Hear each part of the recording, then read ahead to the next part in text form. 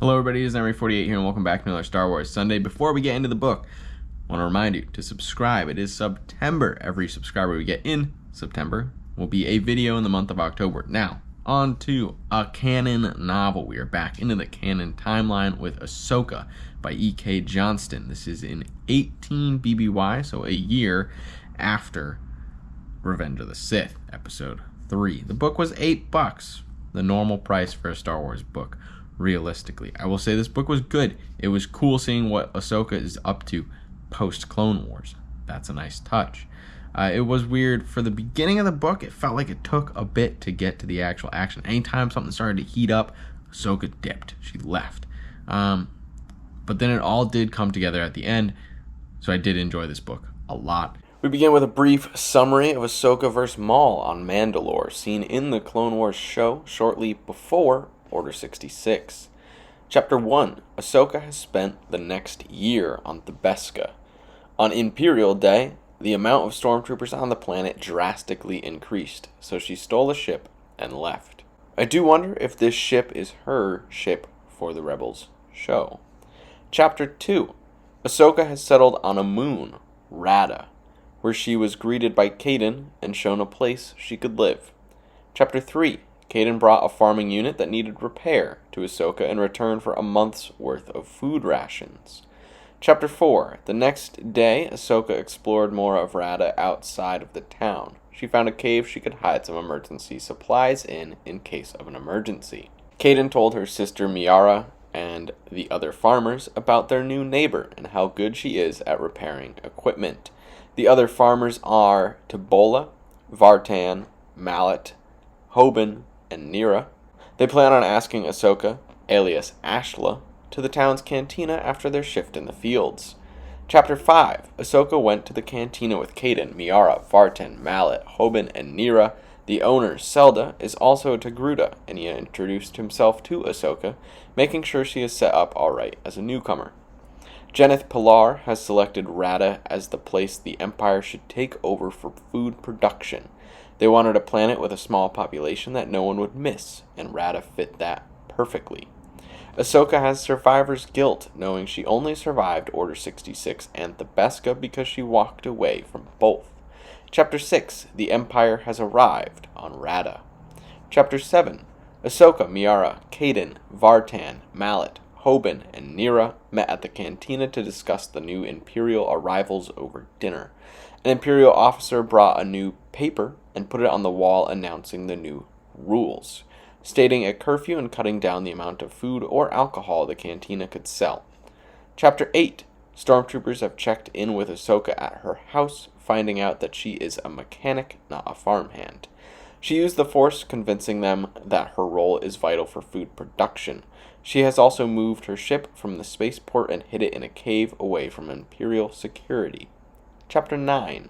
Mallet has found work on a planet that already has an Imperial presence there, and with children she prefers that, assuming there is less risk involved there.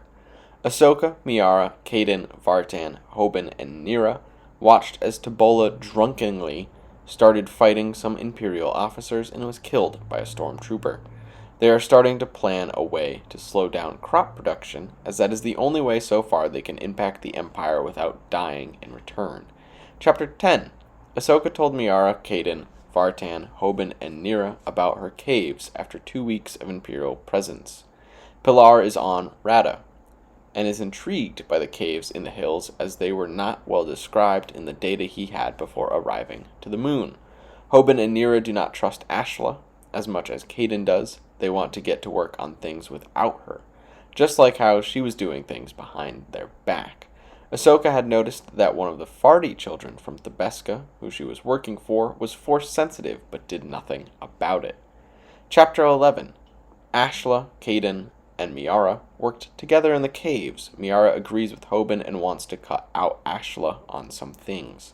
Ahsoka met with Vartan, who caught her up on some of the plans. Hoban is already preparing some of his own. Chapter 12. Ashla, Colvin, a new recruit, Nira, and Miara went to sabotage the walkers in a way that might look like weather damage. Ahsoka found one of the actual bombs Miara has been making, returned to the cantina after the mission, and confronted Vartan. A large crew, including Hoban and Caden, are setting bombs at the admin building, which is where all of the stormtroopers will get their orders when the Empire realizes their walkers are damaged. Chapter 13. Ahsoka, Nira, and Miara went to help everyone in the fight retreat to the caves. Ahsoka revealed that she had fought in the Clone Wars. Hoban died to stormtroopers. Ahsoka used the Force to keep her and Caden alive, then since the Imperials and farmers had seen her use the Force, she continued using it to complete their retreat to the caves. Caden was angry that such a crucial piece of information had been kept hidden this whole time. Chapter 14. Ahsoka apologized to everyone and attempted to explain her choices. No one seemed impressed. Shortly after, Miara told Ahsoka that she couldn't find Caden in the tunnels and that the entrance guard had let her leave. Ahsoka is going after her back to town. Caden got taken by a squad of 8 stormtroopers shortly after returning to the town.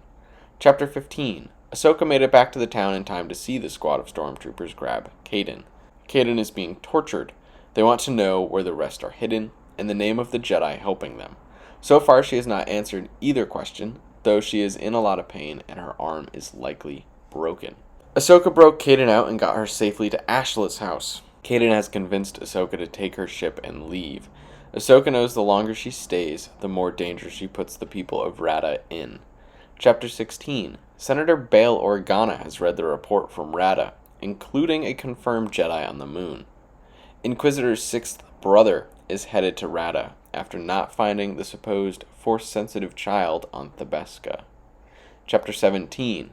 Ahsoka returned to Thabeska. She has reunited with the Fardi clan. Chapter 18. Ahsoka spoke with Hadala, the Force-sensitive and youngest Fardi, telling her to keep her guard up and be careful. Ahsoka has been making off-planet smuggling runs for the Fardis, while also helping people throughout the Outer Rim a little at a time when possible. Chapter 19. 6th brother is going to leave Raada for now, try and bait the Jedi back to the moon so the Jedi and the farmers can be all dealt with at the same time. Bail has sent Shardri Tage and Tamsin, a pilot duo he's known since before the Clone Wars, after the person in the Outer Rim, saving the day all the time, not telling them it is a Jedi they are after. When Ahsoka came back to the Fardi house after her latest mission, there were stormtroopers and Imperial officers searching the house. They found nothing substantial and left. Fardi wanted to speak privately with Ashla after their departure. Chapter 20. Ahsoka and Fardi has agreed that it is safer for everyone if she left. Even though both have been helping to rebel in their own way, it is safer for them to be apart for now. She has gone to an uninhabited planet in the system for a couple days to come up with a plan. Shortly after arriving, another ship arrived, telling her, "Congratulations, you have come to the attention of Black Sun." Chapter 21. Unable to find the Jedi, the 6th brother returned to Raada to hunt the farmers.